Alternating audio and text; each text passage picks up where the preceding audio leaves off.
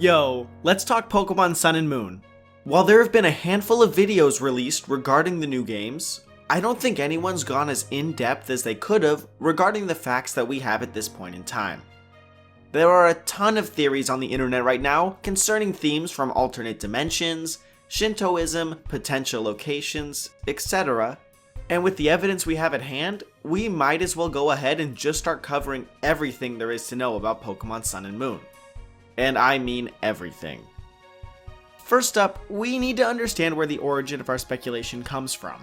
As far as potential evidence goes, we only have a handful of sources to pull from, really. The titles of the games themselves, information from X and Y, Junichi Masuda's traveling patterns, and a short clip at the end of the most recent Nintendo Direct. That's it. For this reason, we can't be 100% sure of anything, but with the information we actually have, we can make some pretty realistic guesses nonetheless. How about tackling our sources of evidence one at a time, shall we?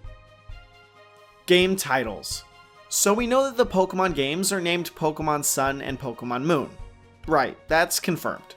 This has led to quite a lot of speculation as to where the series might take place geographically.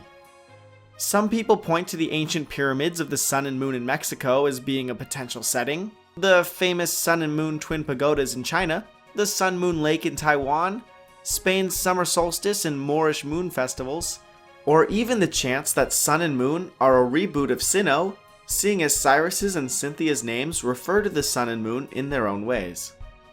While this sort of speculation is undoubtedly fun, in no way should we use the titles of the new games to help determine their potential location. I mean, think about it. How many games have we had in the past? 25? That's including Green, by the way.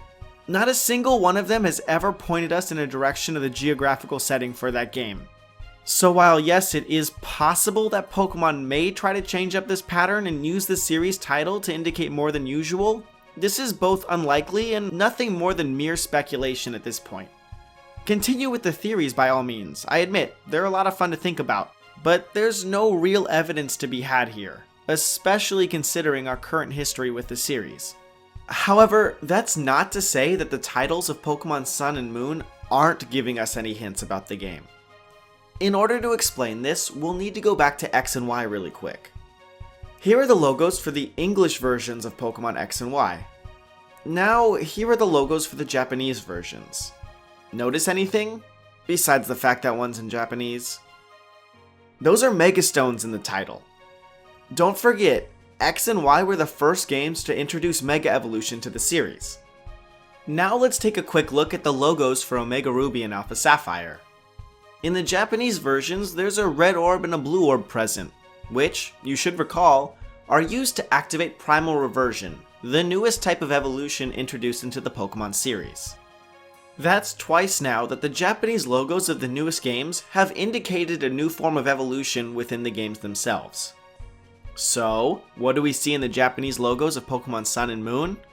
Well, we've got these little crystal things. Assuming that the trend from the X and Y and Oris Japanese logos continues, these crystals may very well have to do with a new form of evolution included within the games.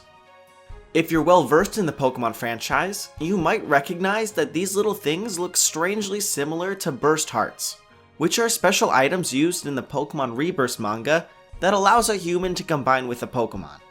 And no, I'm not making this up. But do you perhaps remember a new form of a certain starter? One who shares its pain and exhaustion with its trainer? I don't know, like Ash's Greninja?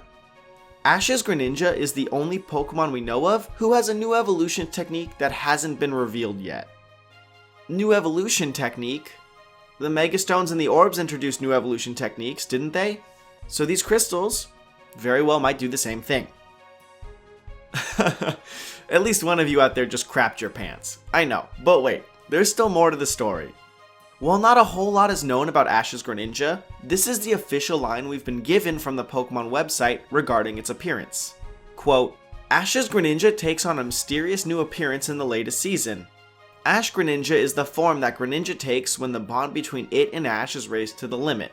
This phenomenon is also said to have happened just once, several hundred years ago in the Kalos region, but it remains shrouded in mystery. Kalos region? perhaps we do have a tie back to X and Y after all. That's just some food for thought. Anyway guys, I'm going to cut us off here for today. Listen really quick, if you like this stuff, if you like my content, please let me know.